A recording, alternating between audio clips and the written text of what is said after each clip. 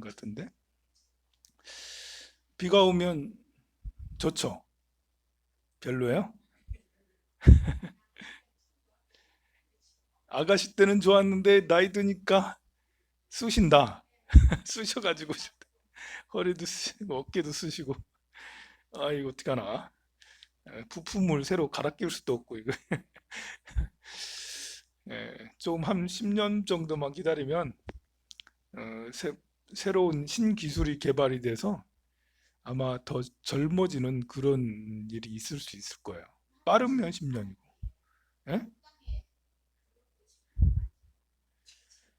그럼 한 20년 정도 더 살아봐요.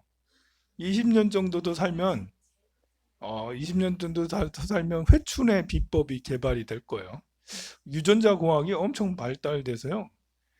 뭐 이렇게 그, 하여간 오래 살아봐요. 그럼 아이처럼 점점 젊어질 수도 있다. 그런 뭐 이렇게 전 세계가 뭐 이렇게 과학 기술만 발전하는 게 아니라 5G라는 게 아니 그 4차 산업혁명이라는 게 우리는 보통 인공지능하고 뭐 기계 이런 것만 생각하는데요. 이 4차 산업혁명은 이 인공지능하고 기계 뭐 이렇게 그 사이보그처럼 사람 몸을 부품처럼 뭐 이렇게 기계가 된다 이런 것보다도 더 혁신이라 할 수 있는 바이오 산업 쪽이에요. 이거는 세포를 다시 지금 세포가 노화돼서 죽어가는 거잖아요. 근데 이 세포의 유전자 이런 것들을 유전자 가위 기술을 바탕, 뭐 그 외에 다른 기술을 바탕으로 해서 세포를 다시 생성, 더 젊게, 더 이렇게 건강한 세포를 만들어내는 그걸로 점점 발전하고 있다니까요. 그게 멀지 않아. 이게 이 눈이 시력이 안 좋은 시력이 눈이 시력이 좋아질 수 있고요. 무릎이 연골 때문에 죽겠던 사람도 지금도 이제 줄기세포 치료해가지고 조금씩 나오고 하는데 나중에는 이제 이렇게 거의 뭐 젊었을 때의 수준을 다시 회복할 수 있는 그런 미래 의료 산업이 우리 앞에 기다리고 있다니까요. 생각보다 빠를 수 있어요. 그거는 마치 이렇게 해일과 같아, 해일, 파도와 같아서 저 멀리서 오는 파도는 멀리 있어서 이게 큰 파도인지 몰라요. 어떤 변화가 오는지 몰라. 저 멀리 있는 파도는 저게 오는지 안 오는지 잘 모른다고요. 파도가 눈앞에 가까이 왔을 때 그때부터 이제 이렇게 와 크네? 그리고 이제 그리고 눈앞에 바로 오면 엄청나네? 이러면서 그래가지고 혼비백산해서 이 해일에 휩쓸리는 것처럼 이 우리 미래의 패러다임의 변화라는 거는 지금도 아주 빠르게 왔지만요. 아니 생각을 해봐요. 이렇게 100년 전만 해도 우리가 이렇게 집집마다 자동차 타고 다닐 줄 어떻게 알았어요? 불과 30년 전만 해도 우리 엑셀 나올 때 내가 중학생 때 엑셀 나왔거든. 엑셀 중학교 때 하여튼 잘 팔렸어. 우리 중학교 선생님이 엑셀 뽑아가지고 자랑질을 얼마나 하시던지 선생님들이 그 주변에 다 몰려와가지고 다 부러워하고 그게 이제 80, 90년대 전후 이런 때는 그 개인이 자가용 하나 갖는 게 어떤 남자들의 꿈처럼 그래 돼 있는데 지금은 집에 보살님도 있잖아. 집집마다 아들도 있고 보살님도 있고 거사님도 있고 다 있고 막 그렇게 스마트폰이라는 건 아예 상상도 못했던 것들이고요. 더 빨리 이렇게 오고 있죠.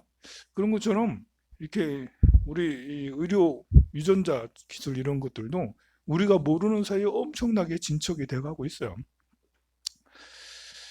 요즘에 이제 작년부터인가 이렇게 일본 불매 운동 이렇게 벌이고 있어서 일본 불매하면 이제 맥주, 유니클로 그리고 또 뭐가 있나 자동차 뭐 이런 일본에서 생산되는 이런 것들에 대해서 이제 우리가 안 사고 안 먹자 이렇게 했는데 그래서 일본이 먼저 우리 보고 안 한다고 하니까 이제 우리 그렇지 않아도 기분 나빠 죽겠는데 그런데 뭐 이렇게 그것이 정말 안 될 줄 알았거든요.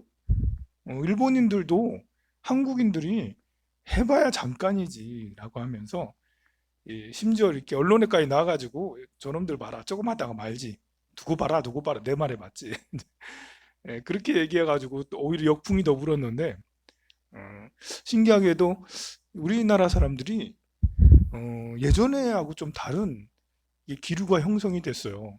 만약에 80년대에 이런 일이 있었으면, 뭐 아니면 90년대에 이런 일이 있었으면 정말 일본인들이 말하는 대로 그냥 몇 달, 한 두서너 달 하고 말지 이렇게 돼. 그런데 우리는 2000년도, 2010년도가 넘어가면서 시민의식이 굉장히 많이 발달된 거예요. 이 진실을 알고자 하는 이런 열망이 더 커졌고요. 진실을 알게 되는 순간 이제 정신을 차리는 것도 옛날하고 다른 거죠. 이제 냄비 근성적인 이런 것들이 옛날하고 다른 거예요. 옛날에는 우리나라 이런 것이 냄비라고 그랬잖아요. 자꾸 물을 끓다가 그냥 꺼져, 물을 끓다가 꺼지고 이랬는데 사람들이 이제 이 세상에 대한 진실을 하나하나 알아가면서 그러면서 이제 이 철이 들어가는 것 같아요. 시민의식이 많이 높아지는 것 같아요. 그래서 일제와 우리와의 관계 이런 것들도 영 모르고 살았잖아 우리가. 그런데 유튜브나 이런 데를 통해서 일본과의 우리 관계 또 박정희 대통령에 대해서도 뭐 다 늘 좋게 생각했잖아요. 저도 굉장히 좋게 생각했거든요. 그런데 역사 인식을 가지고 강의를 듣다 보면 아, 이승만 대통령이나 박정희 대통령이나 참 나쁜 짓을 굉장히 많이 했구나. 그런 걸 알게 되고 또 일본과의 관계도 그냥 이제 젊은이들은 한때 80년대, 90년대 일본 걸 따라하는 풍이 있었거든요. 서울 강남에도 무조건 일본 걸 가지고 와가지고 뭐 하고 그랬고 테레비도 일본 걸 다 복제해가지고 뭐 하고 뭐 그런 게 있었어요. 그런데 이렇게 우리가 이제 그 국민소득이 높아지고 교육 수준이 더 높아지고 그리고 진실을 알아가는 이런 것들도 더 깊어지고 하니까 일본과의 관계를 우리가 알게 됐잖아요. 그러니까 더더욱 이제 많은 사람들이 불매운동에 동참을 하게 됐고 이게 정부에서 불매운동 하자 한 것도 아니거든. 또 언론에서 하자 한 것도 아니야. 너무나도 신기해. 그냥 시민들이 분해서 이래서 안 되겠다 해서 차도 잘 안 사지, 유니크로도 잘 안 입지, 이제 맥주도 잘 안 마시지 이렇게 하면서 거의 뭐 철수하는 수준에 이를 만큼 효과가 막 나타났어요. 그러니까 가만 보면 이 올해 들어와 가지고 대한민국에서 이런 코로나 감염병을 대처하는 이런 것이 이미 이렇게 하는 것이 어쩌면 우리 대한민국 사람들은 이렇게 잘 치러낼 수 있는 게 어려움을 극복할 수 있는 이런 그런 정신이 오늘 2020년 올 한 해만 있었던 게 아니라는 거예요. 우리는 벌써 민주화를 4.19부터 해가지고 이렇게 광주 민주화 운동 해가지고 그리고 87년으로 해가지고 또 IMF를 겪으면서 또 이렇게 이명박 대통령 나왔을 때 그 광우병 사태 그런 걸 하면서 그러면서 이제 민주화 의식들이 굉장히 시민 의식이 굉장히 좋아져서 그 세계 어떤 나라보다도 시민 의식이 많이 건강해진 거죠. 그 건강해질 때까지 90년대, 2000년대 초반 이런 때는 뭐 일본 무조건 따라하기, 뭐 미국 따라하기, 뭐 이런 것들이 없지 않아 있었는데 그거는 이제 아직 어리니까. 원래 이게 10대 청소년들은 뭔 짓을 할지 몰라. 이제 어리석잖아, 10대 청소년들이. 본인들은 어리석지 않지만 않다고 생각하지만 어른들이 볼 때 10대 청소년들은 위험하거든요. 어리석고. 그런 것처럼 우리도 성숙해가는 과정이 80년대, 90년대, 2000년대 초반 이런 때가 성숙해가는 과정이어서 때로는 외래 문물들을 너무 좋아하고 유학 갔다 오면 와 이러고 뭐 이렇게 그, 그런 의식이 많았는데 2010년도 특히 2015년도가 이렇게 넘어가면서 어쩌면 이제 탄핵을 겪으면서 더 성장을 많이 한 것 같아요. 그래서 이렇게 일본에 대한 노재팬, 뭐 노아베 이런 것들도 지금까지도 이렇게 이어지고 사실은 뭐 지금은 코로나 때문에 쇼핑을 못 하니까 쇼핑을 못 하니까 이제 일본 거 조절 안 하게 되긴 하지만 아마 좀 꽤 오래 가지 않겠나 그런 생각이 들어요. 음, 그 앞으로 우리 이 경제가 하락해서 대공황으로 갈 것이냐 아니면 V자 반등을 할 것이냐 아니면 V자 반등 아니고 쌍바닥을 찍는 W 반등을 할 것이냐, 한 번 더 공항이 한 번 더 내려 꽂고 올라갈 것이냐, 이런 것에 대해서 많은 사람들이 궁금하고, 심지어 나도 궁금해. 심지어 나도 여기서 그냥 조금 올라오는 것 같잖아요. 다시 올라오는 것 같은데 바로 확 꽂아서 저 공항까지 갈 거냐, 아니면 다시 꽂았다가 그대로 또 올라갈 것이냐, 아니면 여기서 내리는 건 없다, 내려가는 건 없고 그냥 잠시 눌리다가 쑥 올라갈 것이다. 뭐 이렇게 세 가지 보통 뭐 L자 반등, U자 반등, V자 반등, W자 반등, 뭐 별의별 가정들이 있는데요. 지금 이제 이렇게 그 뭐 우리는 일단은 미국의 상황을 먼저 봐야 되겠죠. 미국 정부하고 연방 정부에서는 수단과 방법을 가리지 않고 돈을 풀어대고 있어요. 야, 정말 정말 대단하게 풀고 있어요. 미국의 이렇게 회사채나 이런 것들 다 해봐야 이제 2조 달러나 2조 5천억 달러 이러거든요. 부실한 것까지 다 합치면 2조 5천억 달러 막 이렇게 돼요. 그런데 그거보다 더 많은 것들을 푸는 거예요. 그러니까 망하는 회사를 절대 만들지 않겠다라는 거예요. 심지어 그 회사의 월급까지 줘가면서 정부하고 연준이 그렇게 하겠다라는 거예요. 국민들한테는 벌써 이제 1,000달러씩 다 지급하고 있어. 지금씩 다 1,000달러씩 지급하고 있고, 힘들면 더 준다라는 거야 또. 그래 이제 국민들한테 1,000달러씩 다 지급하죠. 또 실업급여가, 실업자 수가 어제 발표했는데 최근 3주 동안 2,200만 명 실업자. 무슨 실업자 수가 뭐 이렇게 우리나라 인구의 반이야. 2,200만 명이 실업자 수가 그렇게 짓게 된 건 실업급여를 그만큼 준다는 거거든요. 실업급여 뭐 한 2,000달러는 되겠죠, 그죠? 적지 않겠죠. 그러면 그 실업급여까지 쪽으로 이렇게 다 주지. 또 회사채 다 사지. 뭐, 또 뭐야, 다른, 어쨌든 경제적으로 할 수 있는 것은 모두 다 이렇게 해서 제공을 한다라는 거죠. 그러니 풀 수 있는 돈은 다 푼다니까, 이렇게, 그러면 이거는, 야, 다시 하락은 없는 거 아니야? 계속 그냥 올라가는 것만 있는 거 아니야? 이게 문제가 뭐냐면, 자칫 잘못하다가는 이제 이렇게 인플레의 우려가 있어요. 그러니까 물가 상승률이 굉장히 커지는 거지. 그러니까 돈의 가치, 물가 상승률이 커진다는 것은 돈의 가치가 하락이 되는 거예요. 짜장면 값을 기준으로 하면 돈의 가치가 얼마나 떨어진지 알잖아요. 짜장면 500원에 먹던 것이 지금 5,000원에 먹고, 5,000원도 못 먹어. 지금 6,000원, 7,000원 막 그러고 있어요. 지금 500원에서 5,000원이면 10배? 많이 안 올랐네? 짜장면이 제일 안 올랐네? 어쨌든 집값을 생각하면 옛날에 저 3, 4년대 얼마나 했지? 2천만 원 했나? 그때 아니 80년대 말하는 80년대. 그 몇백만 원밖에 안 했겠죠. 지금 2억, 3억, 막 4억 막 이래요. 그러니까 100배, 이제 100배 올라. 옛날에 100만 원 해봐야 100만 원은 엄청 큰 돈인데 지금은 100만 원 얼마 안 되죠. 자, 그럼 그것이 이제 이렇게 특히 심해진 것은 2000년도 넘어가면서부터 돈의 가치가 더 하락됐는데요. 지금처럼 연준에서 미국에서 돈을 계속 찍어내서 계속 경제를 막아버린다면, 경제를 성장시키려고 부흥하려고 노력한다면 제일 큰 문제가 돈의 가치가 막 떨어진다는 거예요. 지금 10년 사이에도 돈의 가치 많이 떨어졌잖아요. 지금 눈에 띄게 우리가 피부로 확확 느껴져. 10년 전하고 지금하고. 그래, 맞아요. 근데 월급은 똑같아. 근데 월급은 10년 전에 월급하고 지금 월급하고 똑같아. 물가 상승은 한 두 배는 더 뛴 것 같은데 월급은 똑같아. 이게 서민들의 그 힘든 삶이에요. 서민들의 삶. 그래서 서민들은 어떻게 해야 되냐면 스마트해져야 되는 거야. 이렇게 여유 자금을 어떻게든 뭐 이렇게 허리를 졸라매더라도 여유 자금을 만들어서 굴릴 수 있어야 돼요.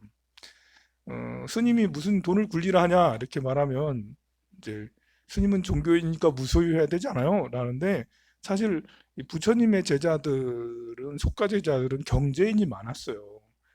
수다타 장자니 무슨 장자니 전부 다 재벌들이거든요. 그래서 부처님은 법문 중에 이렇게 그 남자는 여자에게 보석을 선물하라고 그런 경위까지 이렇게 말씀 나오거든요. 그리고 그 고리대금업을 하라고까지도 해요. 부처님이. 어느 경전인지 기억이 안 나는데 이 사람이 돈이 생기면 그걸 굴리라. 남들에게 빌려주고 이자를 받아라. 그 말씀이 경전에 나와요. 보면. 그러니까 우리 스님들은 무소유지만 당연히 수행자니까 무소유지만 제가자들은 이렇게 사회에 사니까 양육도 하고 이렇게 해야 되잖아. 삶을 잘 굴려나가야 되잖아. 그러니까 우리 지금 대한민국은 지금 제일 필요한 교육이 여러 가지가 있지만요. 뭐 인성교육도 있고 뭣도 있고 한데 경제교육을 반드시 해야 돼요. 금융교육을 해야 돼. 금융교육을. 미국이 이제 그렇잖아요. 미국이 1930년대, 40년대, 50년 이전엔 제조업 짱이었어요. 세계 제일이었어요. 미국이.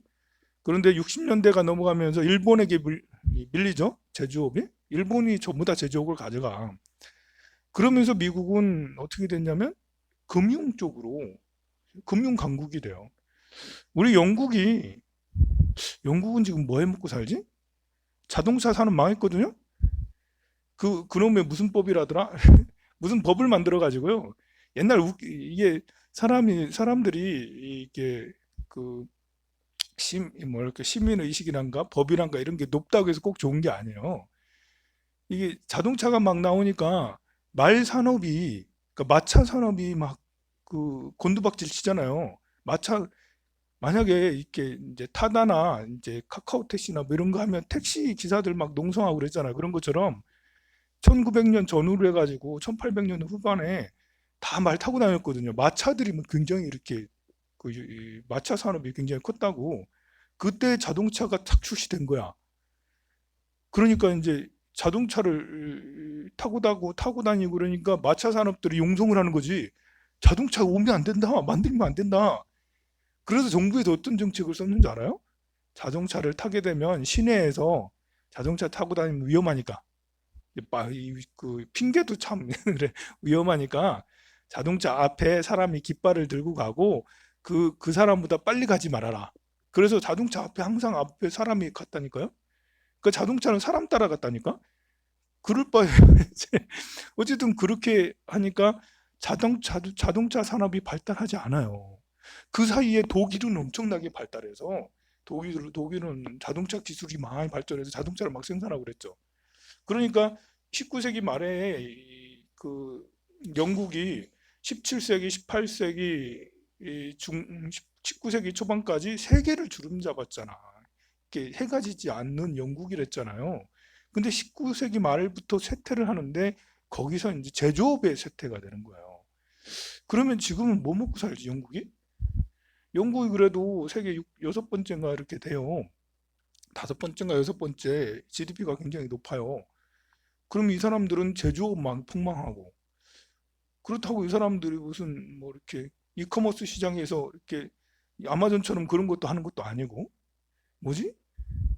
영국 가면 영란은행이라고 있어요. 김영란 부살. 김영란 부살님. 영국에 가면 세계 은행이 있거든요. 우리나라 한국은행처럼 영국에 가면 영란은행이라고 있어요. 우리나라가 이렇게 그 금을 2007년도인가 8년도가 금을 한 100톤 정도 산 적이 있어요. 그때 이제 금값이 막 오늘 요즘 금값이 엄청나거든요. 1온스에 1700, 뭐 1740달러, 50달러 막 그래. 금값이. 작년 이맘때만 해도 1온스에 1400달러, 1200달러, 300달러 이랬거든요.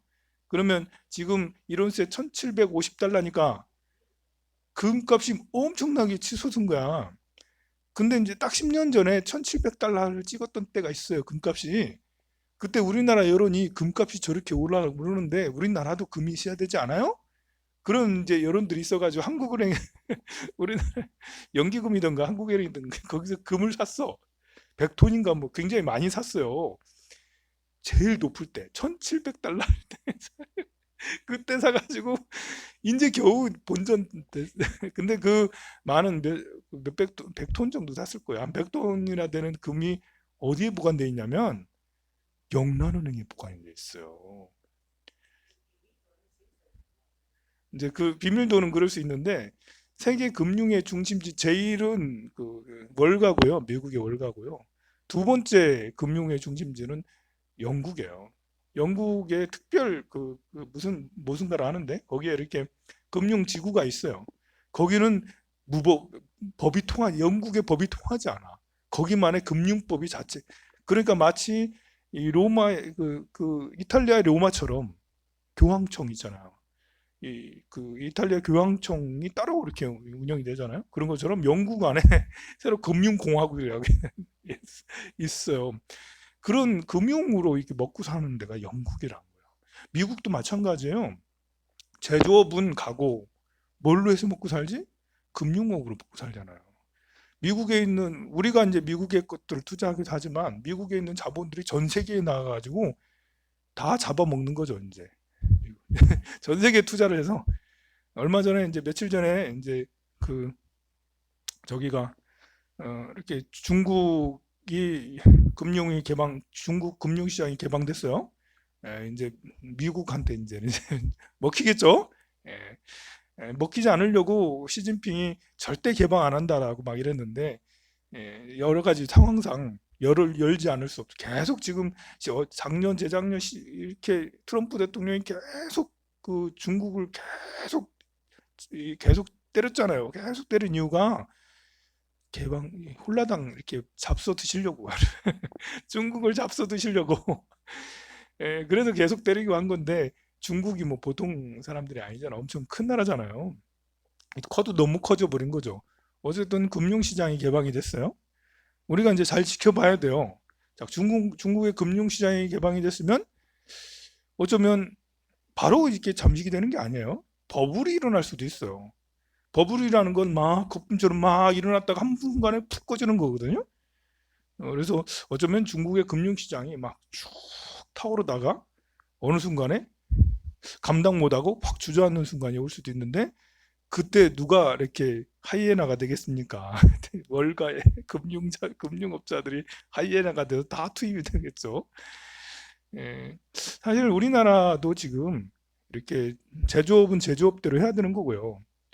나라에 꼭 필수 산업이 있어요. 농업은 정말 필수 산업이에요. 농업은 반드시 해야 될 거고요. 그러니까 우리가 지금 이제 해외 식량을 자꾸 이렇게 사들이는 거 꼭 좋은 건 아니에요. 농업은 좀 세금이 들어가더라도 육성을 해야 돼요.